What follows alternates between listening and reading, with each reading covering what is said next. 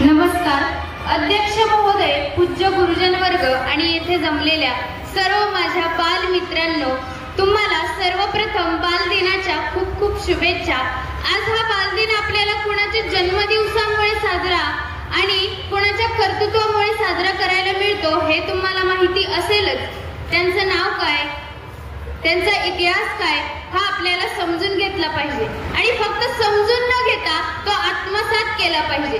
आता स्वातंत्र्य लढा नाही, तलवारी घेऊन बंदुका घेऊन लढायचं नाही, म्हणजे लढणं कसं आहे, आपल्या पेनातून।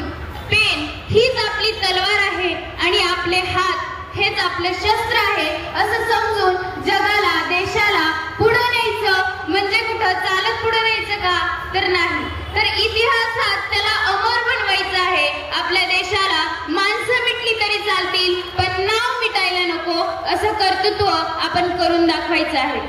पंडित जवाहरलाल नेहरू यांच्या आईचं नाव स्वरूपा राणी आणि वडिलांचं नाव मोतीलाल असं होतं। त्यांनी पंचशील तत्वांचा अभ्यास गांधीजींच्या सहाय्य घेऊन केला। त्यांना याच कारणामुळे, सर्व योगदानामुळे भारतरत्न हा पुरस्कार प्रदान करण्यात आला। आज त्याचबरोबर सिंधुताई सपकाळ, अनाथांची माय यांचा देखील आज जन्मदिवस आहे। त्या काय म्हणतात, काट्यांना फुलांच्या पायघड्यांवरून चालताना काटे बोचली तरी सहन करायला शिका, कारण काट्यांना फक्त बोचणं माहिती असणं, त्यांना वेदना कळत नसतात।